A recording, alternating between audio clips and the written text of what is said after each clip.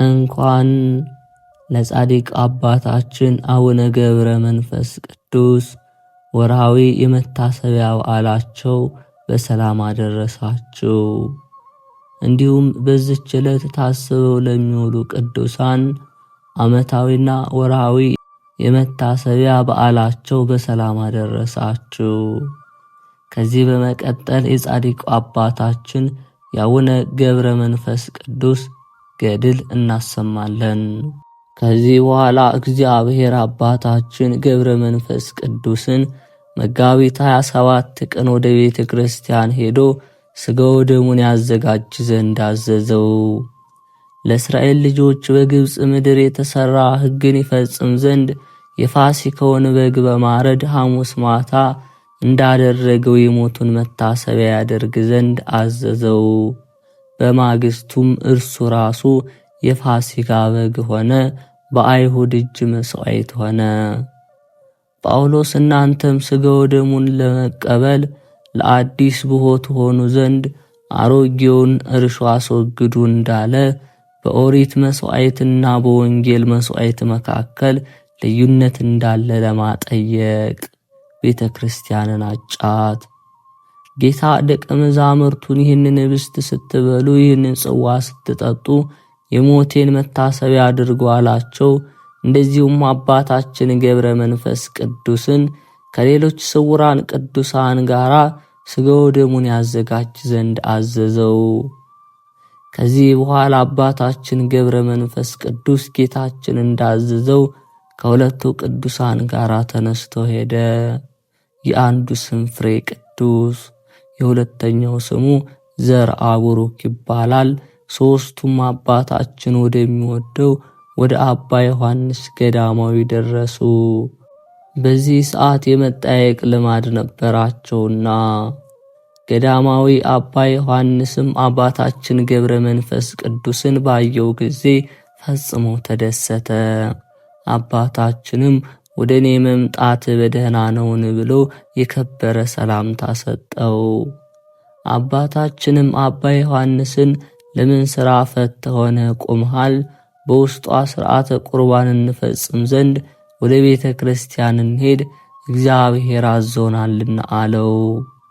ገዳማዊ አባ ዮሐንስም አባታችን አባቴ ሆይ የሀገሩ ሰዎች ባዩ ጊዜ ይዘባበቱብኛል። እርሱ የገዳም ሰው ሲሆን በጾም ወራት ከበዓቱ ለምን ወጣ ይለኛል። በእኔ ምክንያት ይሰነካከሉብኛል። በእነዚያ ቦታ የዓለም ሰዎች ይኖራሉና ለመግባትም መጨናነቅ ይሆናልና የንጉሥ መናገሻ ከተማ ናትና አለው። ስለዚህም ገዳማዊ አባ ዮሐንስ ወደዚያ መሄድን ፈራ። አባታችን ገብረ መንፈስ ቅዱስም አባ ዮሐንስን በቀኝ በኩል ባለው መንገድ ወርደ ፈጥነህ ግባ፣ ሰዎች እንዳያዩህ እግዚአብሔር ይሰውርሃል አለው። አባ ዮሐንስም የአባታችን ነገር በሰማ ጊዜ ፈጥኖ ወረደ እንጂ አልተጠራጠረም። አባታችንም እንደነገረው በዚያ ብዙ ሰዎች ተሰብስበው ሳለ ያየው ሰው አልነበረም። ሲያዩት ገባ።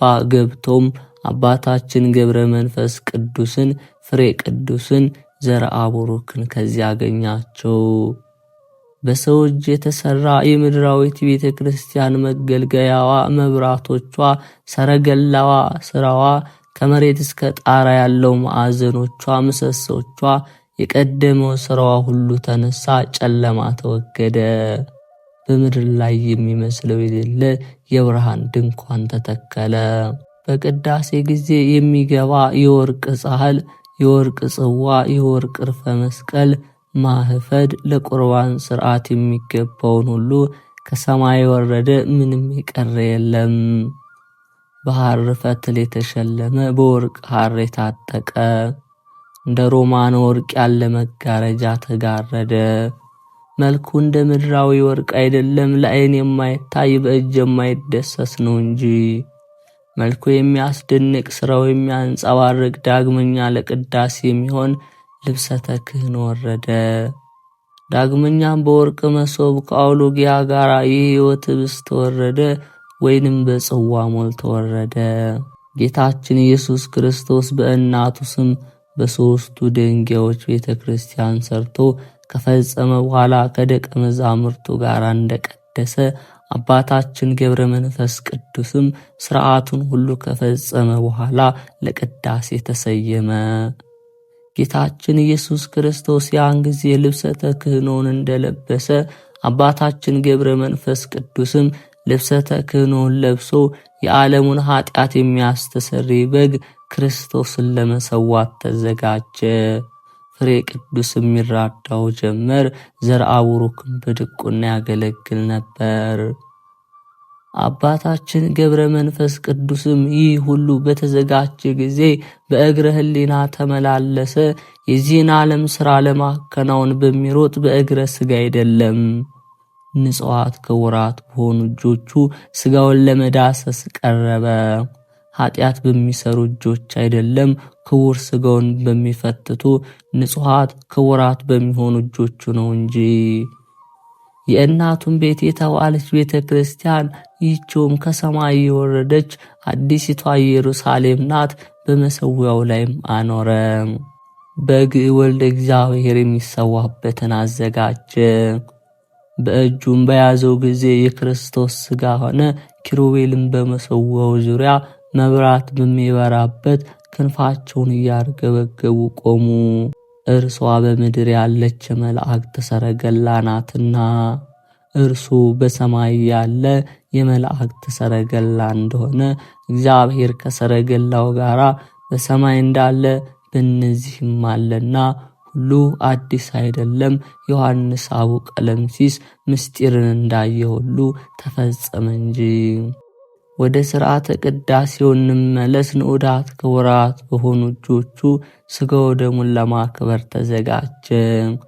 ዓለምን ሁሉ በእጁ የያዘ እግዚአብሔር አብ ቡሩክ ነው፣ አሜን።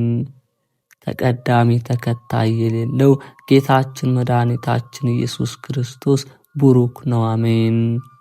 ጰራቅሊጦስ መንፈስ ቅዱስም ቡሩክ ነው፣ አሜን አለ። ከዚህ በኋላ የጳውሎስን የጴጥሮስን መልእክት የሐዋርያትን ሥራ ነበቡ።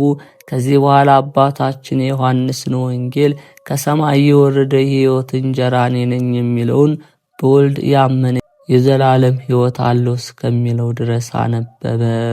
ያነበበውም በምድራዊ መጽሐፍ አይደለም፣ ከሰማይ በወረደለት መጽሐፍ ነው እንጂ። በዚያችም ዕለት ታላቅ ግርማ ሆነ። የበግ ክርስቶስን መሥዋዕት ያዩ ዘንድ መላእክት ወርደዋልና የክብር ባለቤት ማን ነው? በወዳጁ በአባታችን ገብረ መንፈስ ቅዱስ እጅ የተሰወው በግ ክርስቶስ ነው እንጂ። ቀንዶቹ በዕፀ ሳቤቅ ተይዘው የታየ ይስሐቅን የተቤዠው በግ ይህ ነው።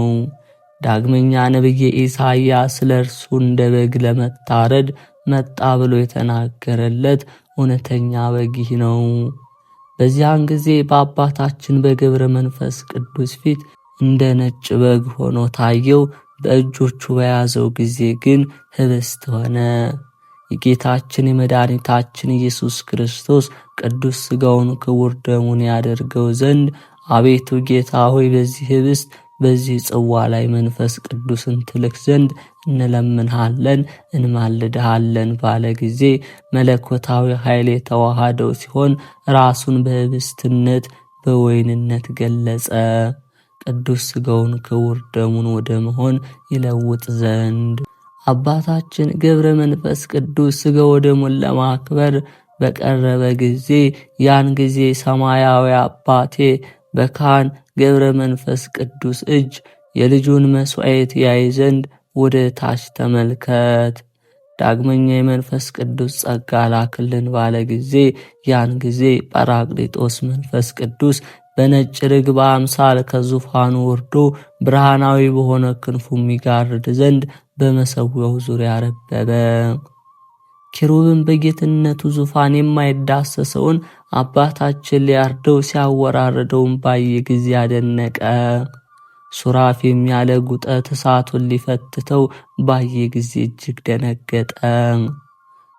በእውነት አባታችን ገብረ መንፈስ ቅዱስ ንጹሕ በግ ክርስቶስን አረደው፣ አወራረደው፣ ስለ ኃጢአተኞችም ማለደው። ሥርዓተ ቅዳሴውንም በፈጸመ ጊዜ የዘላለም ሕይወት የሚሆን ቅዱስ ሥጋውን ክቡር ደሙን ተቀበለ። ዳግመኛ ለሚራዳው ለአባ ፍሬ ቅዱስ ሥጋውን ክቡር ደሙን አቀበለው። ለእኛ ተስፋ ሊሆን አባታችን ካረፈ በኋላ የሆነውን ሁሉ ይናገር ዘንድ ምስጢር እንዲያይ ለምስክርነት የመጣ ገዳማዊ ቀሲስ ዮሐንስም ሥጋውን ደሙን አቀበለው። አባ ዮሐንስም ክቡር ደሙን በተቀበለ ጊዜ ጉሽ ጠጅ እንደጠጣ ሰው በተስፋ ተሞላ። ሰውነቱ ሁሉ በጸጋ መንፈስ ቅዱስ ከበረ፣ መዓዛውም የሚወደድ ሆነ። ከዚህ በኋላ መቀበል ለሚገባቸው ሁሉ ሰጠ። ለምስክርነት ከተጠራ ከአባ ዮሐንስ በቀር ወደ እኛ የመጣ የለም። መጥምቁ ዮሐንስ በዮርዳኖስ ወንዝ ሰማይ ተከፈተ፣ መንፈስ ቅዱስ በነጭ ርግብ ወርዶ በራሱ ላይ ተቀመጠ። የምወደው የምወልደው ልጄ ይህ ነውና የሚላችሁን ስሙት የሚል ቃል ሰማሁ ብሎ እንደመሰከረ፣ ወልደ እግዚአብሔርም ደቀ መዝሙሩን ይህንን ስታደርጉ የሞቴን መታሰቢያ አድርጉ አላቸው። ይህንንም አብነት በማድረግ አባታችን ገብረ መንፈስ ቅዱስም በግ ክርስቶስን ይሰዋ ዘንድ ተዘጋጀ። መታሰቢያን አድርጉ ማለትም ካህኑ ሥጋውን ሲያቀብል የክርስቶስ ቅዱስ ሥጋ እንሆ ይላል። የሚቀበለውም አሜን ይላል። አሜንም ማለት በእውነት ያለ ሐሰት የክርስቶስ ሥጋ ነው ማለት ነው። በዚህ ሁኔታ በየቀኑ የሞቱ መታሰቢያ ይደረጋል። በዚህም ትንሣኤውን፣ ዕርገቱን፣ ዳግመኛ ወደዚህ ለፍርድ መምጣቱን ያሳስበናል። ትናንትናም ዛሬም እስከ ዓለም ፍጻሜ ድረስ ክቡር ደሙን ቅዱስ ሥጋው ተቀበልን እያልን እናስበው ዘንድ ትናንት በአባታችን እጅ የተሰዋው ዛሬም መከራ እንዳላገኘው ሆኖ እናገኘዋለን። በንጹሕ ካህን እጅ የሚሰዋው መሥዋዕት የመድኃኒታችን ኢየሱስ ክርስቶስ የሞቱ መታሰቢያ ይህ ነዋ። መንፈስ ቅዱስ በነጭ ርግብ አምሳል እየታየ በግልጽ ከወረደለት ከአባታችን ከገብረ መንፈስ ቅዱስ በቀር ንጹሕ ማን ነው? ያየውም አባታችን ብቻ አይደለም፣ በዚያ ያሉት ሁሉ አዩት እንጂ መሰከሩለት እንጂ። ወንጌላዊ ዮሐንስ ያየነውን የሰማነውን እንመሰክራለን እንዳለ ጌታችን መድኃኒታችን ኢየሱስ ክርስቶስ ደብረ ታቦር ወጥቶ ብርሃነ መለኮቱን በገለጸ ጊዜ ነቢያት፣ ሐዋርያት ለምስክርነት እንደተመረጡ የመረጥኩት ልጄ ይህ ነው የሚል የአብን ቃል እንደሰሙ፣ ስለዚህም ትምህርቱ ያማረ ጴጥሮስም በመመስገኛው ቦታ ከእርሱ ጋር ሳለን ሰማን እንዳለ፣ እንዲሁም አባታችን ገብረ መንፈስ ቅዱስ የሚወደው አባ ዮሐንስም የታመነ ምስክር ሆነ። መንፈስ ቅዱስ በነጭ ርግብ አምሳል ከሰማይ ሲወርድለት እኛም አየን። ይኸውም በተቀደሰው ስፍራ ከእርሱ ጋር ሳለን ነው። ያለ ፍርሃት ሕያው ሆኖ እያየው የሰወው አባታችን ገብረ መንፈስ ቅዱስ ይህ ነው። እጆቹ እንደ ጉጠት፣ ጣቶቹ እንደ ሾተል ሆኑ። ንዑድ ክቡር ካህን አባታችን ሥጋውን በየጥቂቱ ለያየ፣ ደሙን በመሰዋው ላይ ፈሰሰ። አስቀድመን እንደተናገርነው ከእርሱ ጋር የነበሩትን ተቀብሎ አቀበላቸው። ሥርዓተ ቅዳሴውን ከፈጸመ በኋላ በቁርባን ጊዜ ሕዝቡ ወዳሉበት ወጥቶ ለሚገባቸው ሰዎች ሥጋው ደሙን አቀበለ። ይህን ከፈጸመ በኋላ እግዚአብሔር ዘላለማዊ የሕይወት ብርሃን ነው የሚለውን እስከ ፍጻሜው ድረስ ደገመ። መልከ ጼዴቅ በሐዲስ ኪዳን መሥዋዕት አምሳል ህብስቱን ወይኑን ከሰጠው በኋላ አብርሃምን እንደባረከው አባታችንም ባረካቸው። ከዚህ በኋላ ዲያቆኑ ዘርአ ቡሩክ በምስራቅ በኩል በአባታችን ቀኝ ቆሞ ከፍ ባለ ድምፅ ሥጋው ደሙን ተቀብለን እግዚአብሔር እናመሰግነዋለን የሚለውን እስከ ፍጻሜ ድረስ ተናገረ። ካህኑ አባታችን ገብረ መንፈስ ቅዱስም ፊቱን ወደ ምስራቅ መልሶ ቆሞ በታላቅ ድምፅ ሊያዜም በወደደ ጊዜ የሥጋ ድካም እርጅና ከለከለው። ጌታ በወንጌል መንፈስ ይፈልጋል፣ ሥጋ ግን ይደክማል እንዳለ። ስለዚህም በትሑት ቃል አንደበቴ የእግዚአብሔር ምስጋና ይናገራል። ሥጋዊ ደማዊ ፍጥረት ሁሉ ቅዱስ ስሙን በዚህ ዓለም ያመሰግናሉ አለ። በምድር ላይ የሚመስለው የሌለ የሚያንጸባርቅ የወርቅ ጻል ይዞ 3 ጊዜ መላልሶ እንዲህ አለ። ዲያቆን ዘርአቡሩክም የወርቅ ጽዋውን ይዞ በሚያስደንቅ ዜማ እያሰማ 3 ጊዜ አቡነ ዘበሰማያት አለ። ካህኑ አባታችንም መጋረጃውን ገልጦ ወደ መቅደስ ገባ። ጌታችን ደቀ መዛሙርቱን እንደባረካቸው አባታችንም ካህናቱን ባረካቸው። በታቦቱ ፊት ቆመ። ካህኑ አባታችንም ከዲያቆኑ ጽዋውን ተቀብሎ ለሚረዳው ቄስ ለፍሬ ቅዱስ ሰጠው። ዲያቆኑ ዘርአቡሩክም ጽዋውን በክብር ተቀብሎ አኖረው። ይህ ሥርዓት ከተፈጸመ በኋላ ለምስክርነት ከዚያ የቆሙ ሰዎች እያዩት ወዲያውኑ ሁሉም ተሰወረ። ምንም የታየ የለም። አባ ዮሐንስ ብቻውን ቀረ። የተተከለው የብርሃን ድንኳን ተነሳ። የብርሃን መጋረጃ ማህፈድ ጻሉ ጽዋውም ተነሳ። መሶበ ወርቁም ከአውሎጊያ ጋር ከሰማይ ሲወርድ ታየ እንጂ ሲያርግ ግን ያየው የለም። ከዮሐንስ ፊት እንደ ሸረሪት ድር ተገፈፈ እንጂ የሆነውን አላወቀም። ጥቂት እልፍ ብሎ ዲያቆኑ ዘርአቡሩክ ልብን ደስ የሚያሰኝ መዓዛው ድንቅ የሆነ መልኩ እንደ በረዶ እንደ ድንብላል ነጭ ሆነ አውሎጊያ በእጁ ይዞ አየ። አባታችን ገብረ መንፈስ ቅዱስ የሚወደው አባ ዮሐንስን ባየው ጊዜ እቀበለው ዘንድ በእጅህ ካለው አውሎጊያ አትሰጠኝምን? አለው። ዲያቆን ዘርአቡሩክም አባ ዮሐንስ እቀበለው ዘንድ ስጠኝ ስላለው ፈገግ አለ። አንተ በሰው እጅ የተሰራ ምድራዊ ምግብ ትመገባለህና አይገባም አለው። ከዚህ በኋላ ዲያቆን ዘርአቡሩክም ተሰወረው። አባ ዮሐንስም በልቶትም እንደሆነ አላየ። አውሎጊያንም ይዞ አየ እንጂ አባ ዮሐንስም የቤተ ክርስቲያን ሥርዓቷ ወደ ቀድሞ ሥርዓቷ እንደተመለሰ ባየ ጊዜ አባታችን ገብረ መንፈስ ቅዱስ እንደወጣ አውቆ እርሱም ሰው ሳያየው ወጣ። ከዚያ ጥቂት እንደሄደ ወደ በዓቱ ሲደርስ ፈጽሞ መሽቶ ነበር። ዳግመኛም አባታችን ገብረ መንፈስ ቅዱስ አብረውት ከተቀደሱት ከአባ ፍሬ ቅዱስና ከዘርአቡሩክ ጋር በመንገድ አየው። ስላያቸውም ደስ አለው።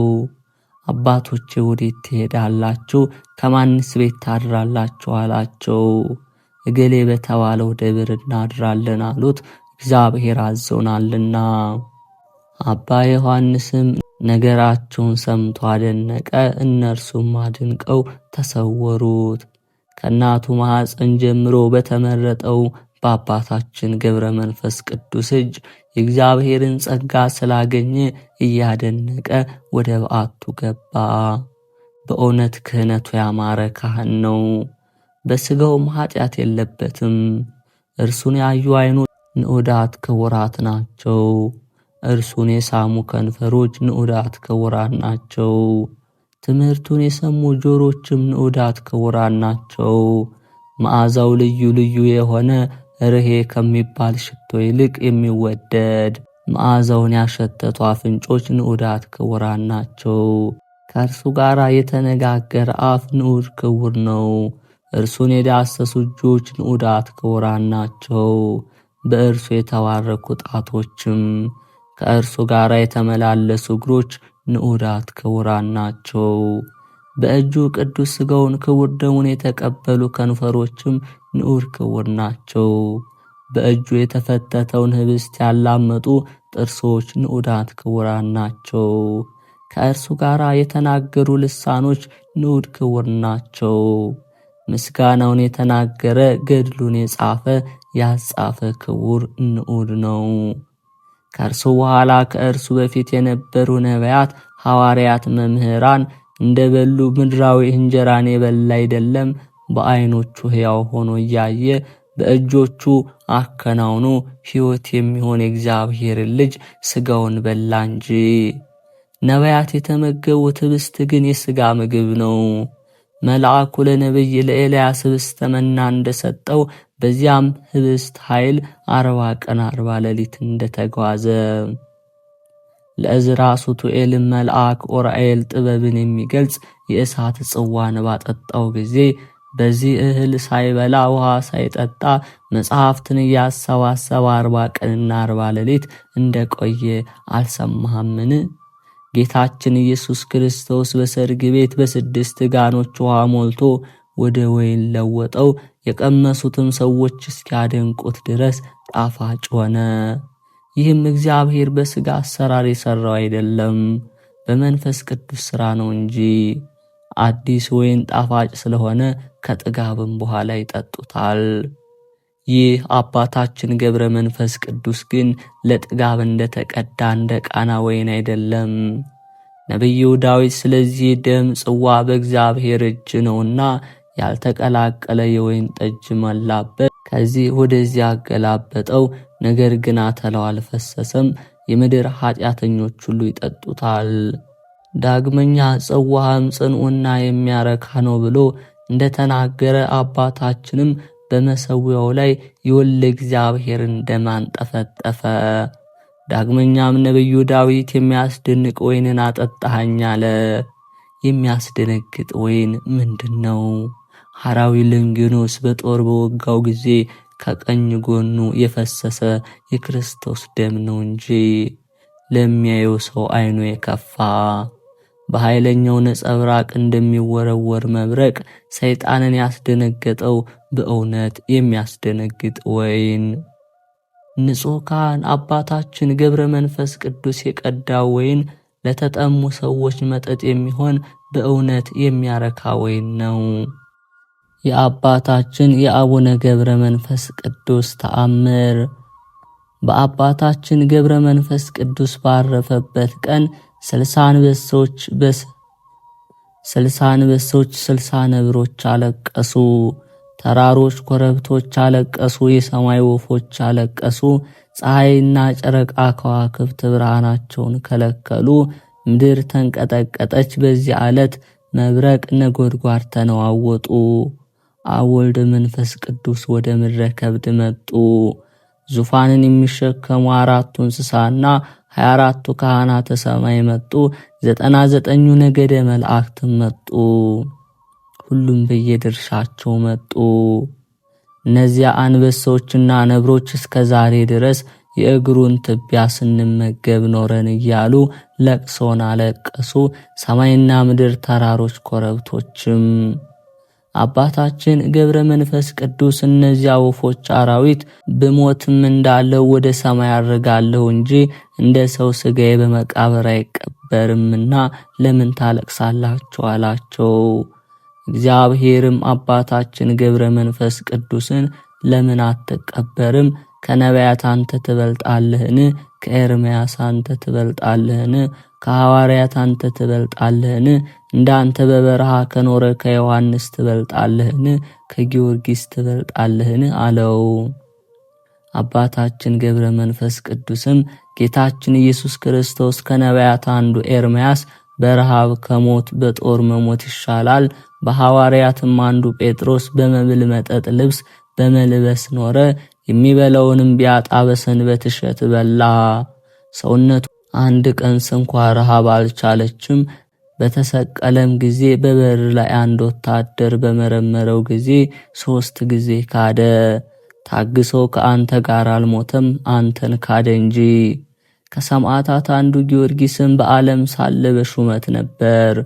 የሹመቱም ስም ተርቢኖስ ይባላል። ከተጋደለም በኋላ ወደ መበለት ቤት ባገቡት ጊዜ እንጀራ ለመነ። ረሃብ ጥምን መታገስ አልቻለም። እንደኔ በበረሃ የኖረ ዮሐንስም ከሁሉ የምትበልጥ የምትጥም የምትጣፍጥ የጣዝማ ማር በላ። ነገሥታት መኳንንትም ከማር ሁሉ ይልቅ እርሷን ይወዳሉ። እኔ 562 ዓመት ኖርኩ። ከእናቴ ማኅፀን ከወጣውበት ጊዜ ጀምሮ ልብስ አልለበስኩም፣ ጡቷንም አልጠባሁም፣ በመኝቷም አልተኛውም። ፊቷም ቀይሁን ጥቁር አላየሁም። ውሃም አልጠጣውም፣ እህልም አልቀመስኩም። ለቅንድቦቼ እንቅልፍን አልሰጠሁም፣ ለሰውነት የመጠጊያ አላበጀሁም። እንደ ምሰሶ ተተክዬ ኖርኩ እንጂ እጆቼ ወዲያና ወዲህ አላሉም፣ እግሮቼ ከመንገድ እስከ ኋላ አላሉም። እስከ ዛሬ ድረስ ልብስ አልለበስኩም።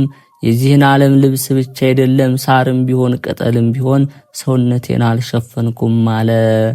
ይህ ነገር እውነት ካልሆነ ተራሮች፣ ኮረብቶች፣ ውሃዎች፣ ሀገሮች፣ ፀሐይና ጨረቃ፣ ምድርና ከዋክብትም፣ እነዚህ አንበሶች፣ ነብሮች፣ የሰማይ ወፎች መስክሩ። ምስጢሬን የምታውቁ የእግዚአብሔር መላእክትም ይህንን መስክሩ አለ። ነቢያት፣ ሐዋርያት፣ ጻድቃን፣ ሰማዕታት እግዚአብሔርን ነገሩ ሁሉ እውነት ነው አሉት። ነገሩ እውነት እንደሆነ የመሰክሩ ዘንድ የተጠሩ ሁሉ እንዲህ ያሉ በእውነት መሰከሩ። ጌታችንም ወዳጄ ገብረ መንፈስ ቅዱስ በእውነት ይህን አደረገ። ከአፉ የወጣው ሁሉ ሐሰት የሌለበት እውነት ነው። ሰማይና ምድር፣ ፀሐይና ጨረቃ፣ ከዋክብትም፣ ውሃዎችም፣ ሀገሮችም፣ የሰማይ ወፎች፣ አንበሶች፣ ነብሮች፣ መላእክትም አፋቸውን ከፍተው በአንድነት ተናገሩ። እውነት ነው፣ ሐሰት የለበትም አሉ። ከሰው እስከ ድንጋይ፣ ከምድር በላይ እስከ ሰማይ በታች እንዲህ ያለ ጻድቅ አላየንም ብለው ተናገሩ። ያን ጊዜ ሰማይ መላእክት ነፍሱ ከስጋው ጋር ታርግ፣ በመቃብር አይቀበር ብለው ፈረዱ። ዮሐንስም እንዲህ ፈቀደ። ኤርምያስም ከነቢያት ጋር ፈረደ። ጴጥሮስ ከሐዋርያት ጋር ፈረደ። ጊዮርጊስ ከሰማዕታት ጋር፣ እንጦንስ ከመነኮሳት ጋር ፈረደ። ቅዱሳን ሁሉ እንዲፈረዱ። ያን ጊዜ ጌታችን መድኃኒታችን ኢየሱስ ክርስቶስ በልቡ ተግቶ ይህንን የገድሉ መጽሐፍ የጻፈ ያጻፈ በቤቱ ያስቀመጠ ይህንን የሕይወት መጽሐፍ ለቤተ ክርስቲያን መገልገያ የሰጠ በመንግሥተ ሰማያት የብርሃን ቤት ያገኛል። የእሳት ባሕር አያገኘውም፣ የጨለማ መላእክት አይደርስበትም። የብርሃን መላእክት በፍጹም ደስታ በሰላም ይቀበሉታል እንጂ። ነፍሱም ከወዳጄ ከገብረ መንፈስ ቅዱስ ጋር በብርሃን ቤቶች ትኖራለች። አባር፣ ቸነፈር፣ በሽታ፣ የቀትር ጋኔን፣ ረሃብ፣ ጥም፣ ርዛት፣ ድህነት አይቀርበውም። ሚካኤልና ገብርኤል ይጠብቁታል ብሎ ተናገረ። ያን ጊዜ የሰማይ መላእክት እነሆ አባ ክቡርነ፣ በሰማይም በምድርም አንተን የሚመስልህ የለም እያሉ አሳረጉት። ንዑድ ክቡር የሚሆን አባታችን ገብረ መንፈስ ቅዱስ ይህንን ተአምር አደረገ። የአባታችን ጸሎትና በረከቱ የረዳትነቱ ሀብት የአምላኩ ፍቅር ከሕዝበ ክርስቲያኑ ጋር ለዘላለሙ ጸንቶ ይኖር አሜን። የተከበራችሁ የልዑል እግዚአብሔር ቤተሰቦች፣ ከዚህ በመቀጠል የጻድቁ አባታችን የአቡነ ገብረ መንፈስ ቅዱስን መልክ እናሰማለን። ገብረ መንፈስ ቅዱስ ሆይ በብስራተ መልአክ ለተጸነስከው መጸነስህና በወርሃ ታኅሳስ ለተወለድከው ልደት ሰላም ላለው። ክቡር አባት ሆይ ስለ ዓለሙ መድኃኒት ኢየሱስ ክርስቶስ ስለ ጌትነቱ ልደት ተርሴስ ግብር እንደገበረ እኔም ፍጹም ልባዊ የሆነ እጅ መንሻ ወርቅ አቀርብልሃለሁ። ገብረ መንፈስ ቅዱስ ሆይ የቤተ ክርስቲያን መብራት የምትሆን የተመረጠች የክብርት እናትህን ጡት ባለመጥባት በመንፈስ ቅዱስ እንክብካቤ ስላደግከው አስተዳደግ ሰላም ላለው። ክቡር አባት ሆይ በጠንካራው የጻድቅ ክንድ ደግፈ ያዘኝ። እጅግ ጥልቅ የሆነ የፍትወተ ሥጋ ጉድጓድ ልትጨምረኝ ዓለም በፊት ወጥመዷን አጥምዳለችና። ገብረ መንፈስ ቅዱስ ሆይ በእንጨት የደለ የብርሃኑ ጸዳል እጅግ በሚያበራ አምደ ብርሃን ለተቀረጸ ስም አጠራር ሰላም ላለው። ክቡር አባት ሆይ በኃጢአት ድጥ ላይ ለመውደቅ የሚፍገመገሙትን በኃይል ክንድ ፈጥነ የምትደግፍ ነህና በዓለም ላይ መልካም ዝናን ላተረፈው ስም አጠራር ኢትዮጵያ ታመሰግናለች፣ ግብፅም ትዘምራለች። ገብረ መንፈስ ቅዱስ ሆይ በቅባ ሃይማኖት ለለሰለሰ ስዕርተ ርእስህና በጠፈረ ክሳድህ ላይ ለሚገኘው ርዕስ ሰላም ላለው። ክቡር አባት ሆይ በትሩፋተ ገድል በዋጅሃት በመንግሥተ ሰማይ ክፍል በዚያ ከኔ ጋራ ይሁን ስትል በጆሮዬ ንገረኝ። ገብረ መንፈስ ቅዱስ ሆይ በመዓልት ላይ ሰልጥኖ ከሚያበራ ፀሐይ ይልቅ 7 እጅ ለሚያበራው ስነ ገጽ ሰላም ላለው። ክቡር አባት ሆይ ምጽዋትን እንደ ዘር የምትዘራ ለጋስ ባለጸጋ ነህና ሙሽራው ድንገት ሌሊት በመጣ ጊዜ ካንተ ጋራ መብራት አብርቼ ቀበለው ዘንድ ከትሩፋተ ገድልህ የመብራት ዘይት አካፍለኝ ስጠኝ። ገብረ መንፈስ ቅዱስ ሆይ በባለሟልነት ጸጋና ግርማ ሞገስ ለተሸለሙ ቀራንብቶች ሰላም ላለው።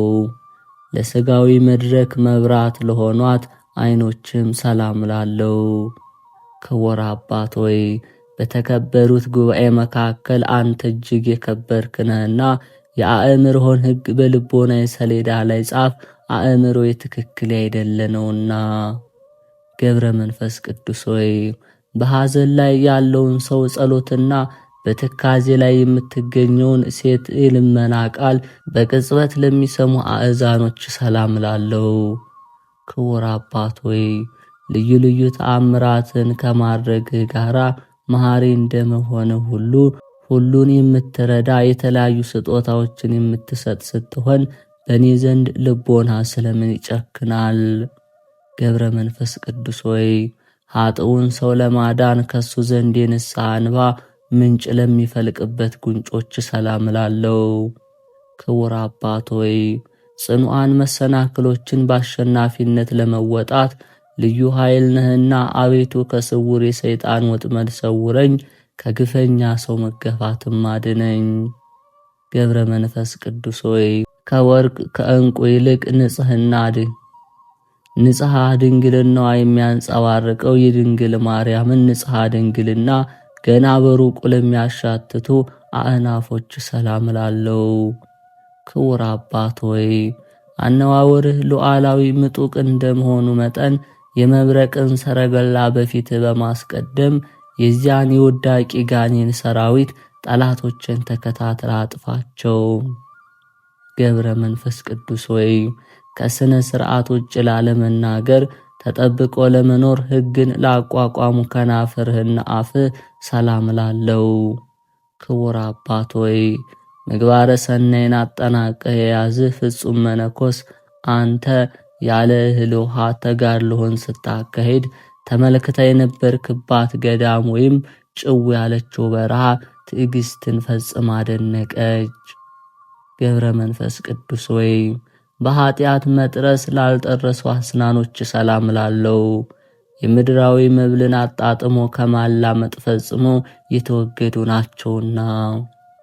ክቡር አባት ሆይ ግሩማን አናብስትን በሥልጣንህ ሥራ ውለህ የምትገዛ ነህና አንተን የምትወድ በደዌ ኃጢአት ለምትሰቃይ ሰውነቴ ብልሁ ቀሲስ ሆይ መድኃኒቷን ፈልግላት። ገብረ መንፈስ ቅዱስ ሆይ እውነተኛውን የክርስቶስን ሃይማኖት ላስተማር አንደበትህና ችግርን ለሚያቃልል ሥልጣነ ቃልህም ሰላም ላለው። ክቡር አባት ሆይ መንግሥተ ሰማያት ለአንተ ፈጽማ የተዘጋጀች ናት። በጠላት ዲያብሎስ ዘንድ እንደ እባብ ብልህ ስትሆንበት በቅዱሳኖች በኩል ልክ እንደ ርግብ የዋህ ሆነ ተገኝተሃልና። ገብረ መንፈስ ቅዱስ ሆይ ሕሙማንን በልብሱ ዘርፍ ፈውስ የሚሰጥ አንደበቱ ከማር ከወተት የሚጣፍጥ በአምላኩ ኃይል አዳኝ ከሚሆን ከጳውሎስ እስትንፋስ የማዳኑ ተባባሪ ለሚሆን እስትንፋስ ሰላም ላለው። ክቡር አባት ሆይ የኢየሱስ ክርስቶስና የባሕሪ ሕይወቱ የሚሆን የመንፈስ ቅዱስ ታማኝ አገልጋይ ነህና ከዚህ ዓለም ኃጢአት ንጹሕ ያደርገኝ ዘንድ የስትንፋስተን ከስትንፋሴ ጋር አንድነትን ይፍጠሩ።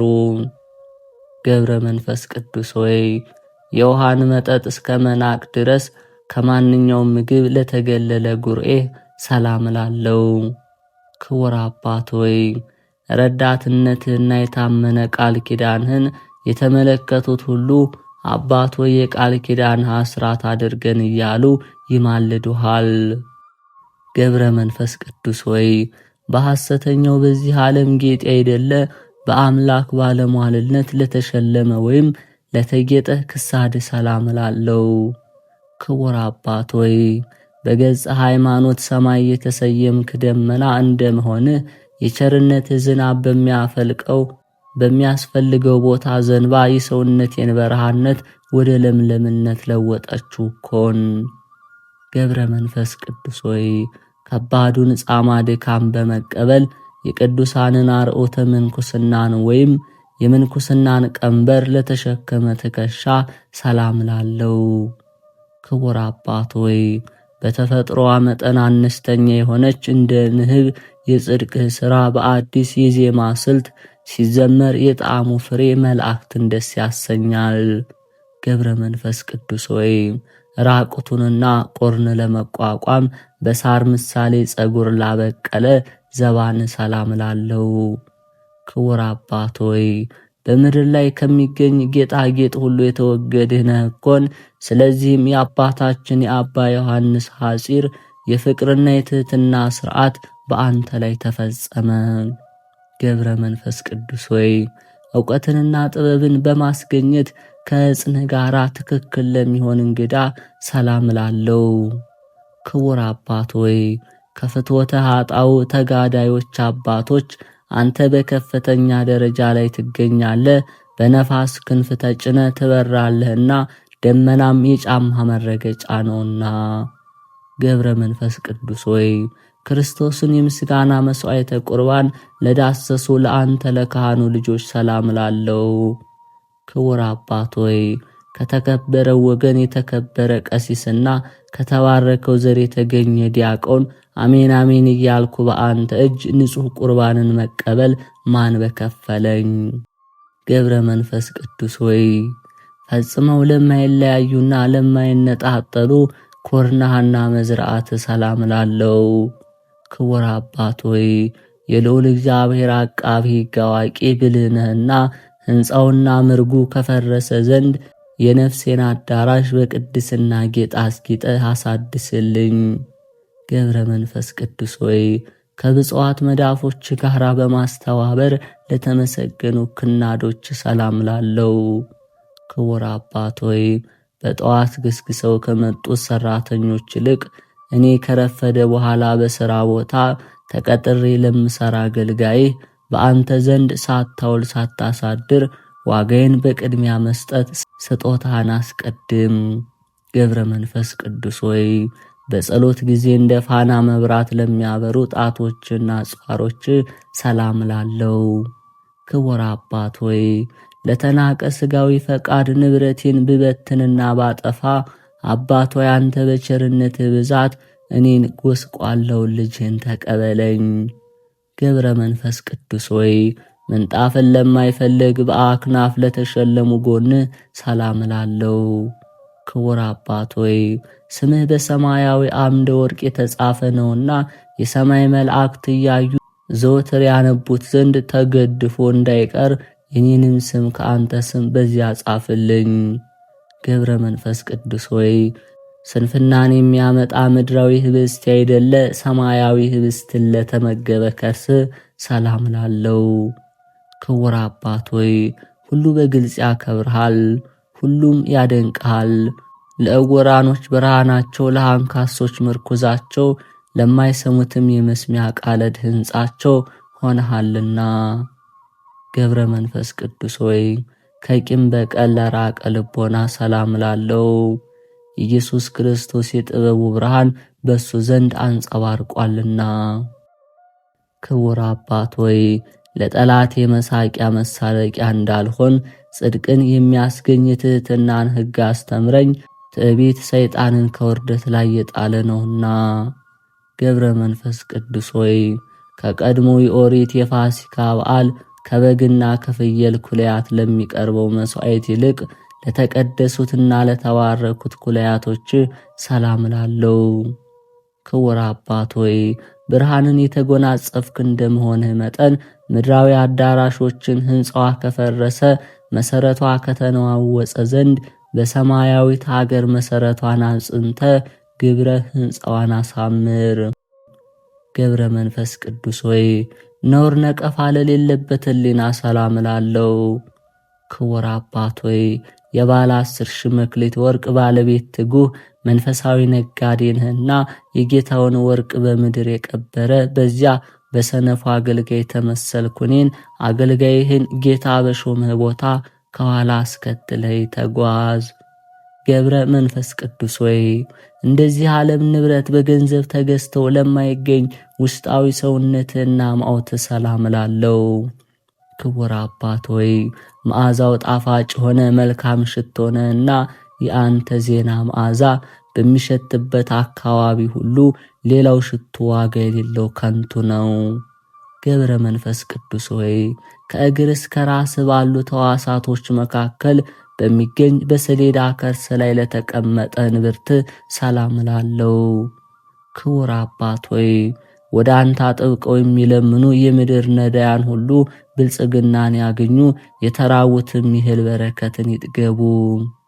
ገብረ መንፈስ ቅዱስ ወይ ከመከራና ከሕማም ሀብል እንዲሁም ግዙፍ ከፀጉር ሰቅ በስተቀር የቆዳ ሰቅ ላልታጠቀው ግብ ሰላም ላለው ክቡር አባት ወይ አማልደህ ሰላምን የምታሰጥ ታላቅ መምህር ነህና አባት ወይ መልካሙን ጠባይና ጣፋጩን ያነጋገር ስነ ምግባር አስተምረኝ።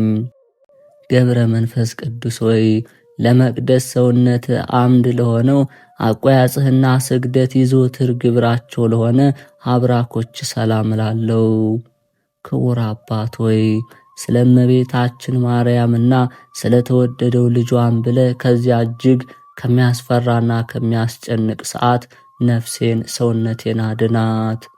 ገብረ መንፈስ ቅዱስ ወይ መመሪያ ጥበቧ የእብደት የሆነች በዚህ ዓለም ጎዳና ላልተጓዙ እግሮች ሰላም ላለው ክቡር አባት ሆይ ለሀገራችን ለኢትዮጵያ ሐዋርያው አንተ ነህ እኮን በአውራጇ ሁሉ ዜና ትሩፋት ተሰራጭቷልና እስከ ምድር ዳርቻ ሁሉ ትምህርት ሃይማኖት ተዳርሷልና።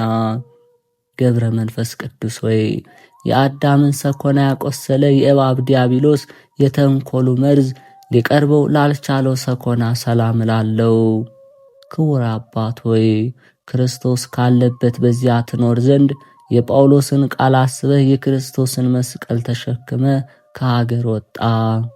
ገብረ መንፈስ ቅዱስ ሆይ በጫማ ፈንታ ስውር የሆነች ፍለጋዋ የማይገኝ የጸሎትን ሰረገላ ለተጫሙ መካሄድ ሰላም ላለው ክቡር አባት ሆይ እኔ የማርያም ታማኝ አገልጋይዋ የሆንኩት የምስጋና ደብዳቤ ያነቡልኝ ዘንድ ለሰማያውያን መላእክት አስታውሰህ ንገርልኝ።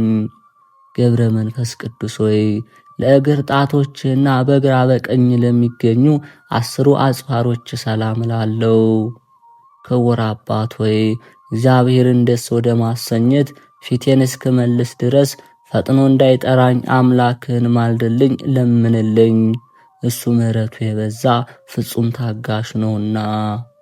ገብረ መንፈስ ቅዱስ ሆይ ገና መጠኑን ሳያደርስ አባት ዘመደ ብርሃንን እንደ መልአክ ቁመና ላስደነቀው አካለ ቆም ሰላም ላለው ክቡር አባት ሆይ በፈጣሪ ክርስቶስ ፊት ቆሞ ሰማዕት ደሙን ጻድቅም ጾሙን በሚያስብበት ጊዜ ከዚያች ከቂምና ከበቀል ሰዓት ሰውረኝ። ገብረ መንፈስ ቅዱስ ሆይ ደምግባቱ ለሚያንጸባርቅ ስነ መልክ ሰላም ላለው ቅብአ መንፈስ ቅዱስን ተቀብቷልና።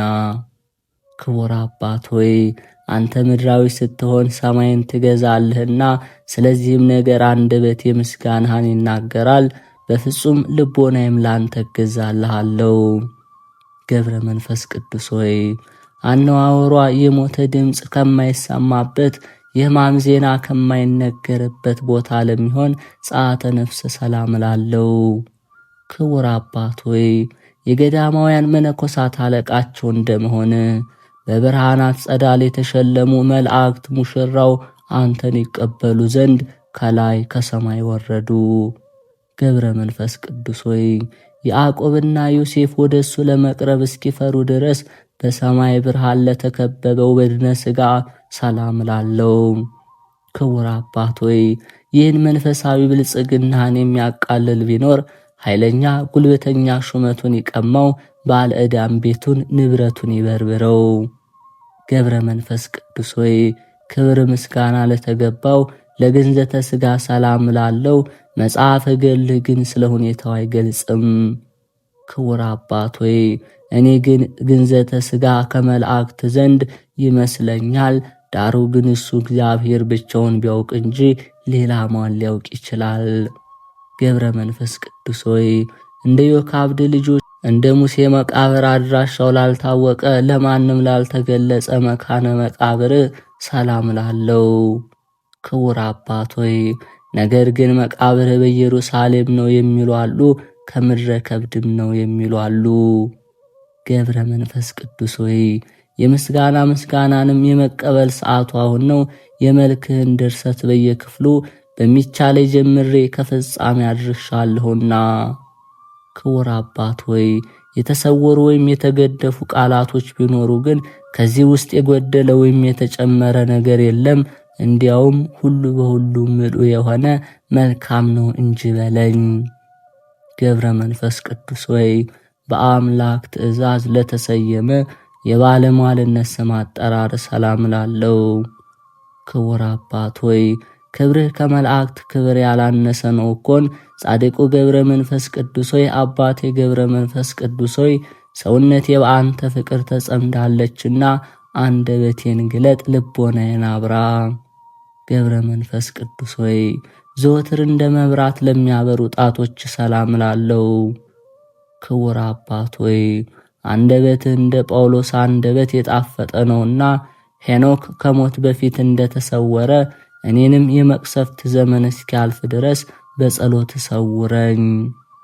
ገብረ መንፈስ ቅዱስ ሆይ 532 ዘመን በገዳም ስትቀመጥ እግዚአብሔር በጸጋ የሰጠ በመላ አካል የበቀለው ጸጉር ልብስ ሆኖ ኖርክ። ክቡር አባት ሆይ ሥጋዊና መንፈሳዊ ጥበብን ግለጽልኝ። ይልቁንም የጸሎት ኃይል ቃል ረዳቴ በመሆን አስራት በኩራት አድርጎ ይጠብቀኝ። ንሂሳ በምትባል ሀገር ለሚኖሩ ስምዖን አቅሌስያ የተባሉ ልጅ በማጣታቸው ለ30 ዓመታት ያህል ሲያዝኑ ኖሩ። ስሉስ ቅዱስ በአቅሌስያ ማኅፀን ሀብተ ጸጋን ቢያሳድሩ በአምላኩ ኃይል አናብስትን የሚገዛ ኃጢአትን የሚያስተሰሪ ገብረ መንፈስ ቅዱስ ተወለደ። እግዚአብሔር ያሳትፈን ከትሩፋቱ ከክብሩ።